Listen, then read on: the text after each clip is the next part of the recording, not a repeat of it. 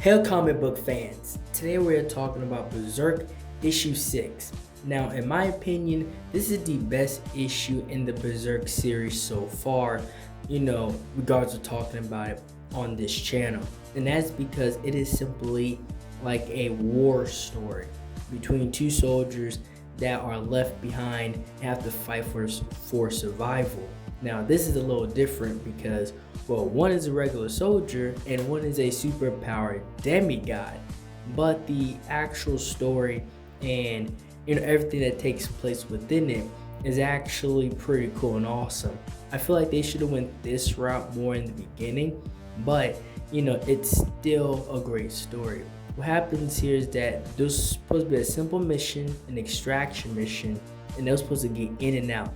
But a more bigger war broke out, and the main character Berserk, he ends up, flipping out, and he not only does he lift the tank, but he catches the missile and throws it back at the tank, exploding it. And that just shows more of his power and what he can do, right? Because throughout the series, we've seen what he can kind of do, but mostly in the dark age, more in the past age, not really in modern times.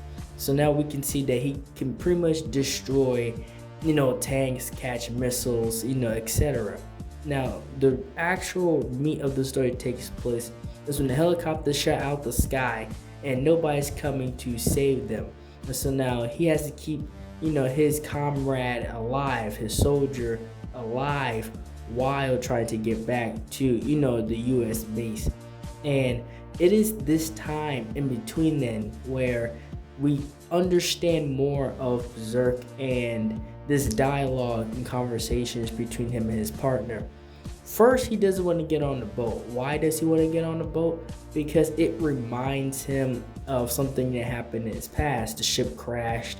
So, I wouldn't go as far as to say he's scared of boats, but it's pretty much like PTSD probably from, all the stuff that he's already been through in that specific situation instance that is preventing him from, just sucking up and getting on the boat. And as time goes on, he actually knows the land and where to go. So they're really not lost because he already knows the location. And his partner is injured, so he's keeping him alive. And he knows a lot of things like, how to keep him alive, food and stuff like that. And we get to this part where they're traveling and they come across these wolves. And the wolves not gonna hurt him because he already ran into these wolves and he bit one of them. And it's just showing how versatile this character actually is, which is pretty cool. I think we really need to see more of him just kind of out in the wild, not really telling backstory or anything, but just seeing how he interacts with the environment in the world around him.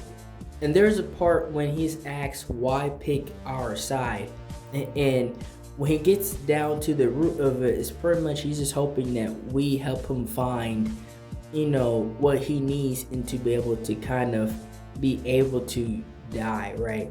But it is between that and he's trying to remember the gift that his mother is talking about, because it was an artifact, something that would probably take away his immortality and power and turn him to a human, or eventually kill him. That's what he's actually looking for.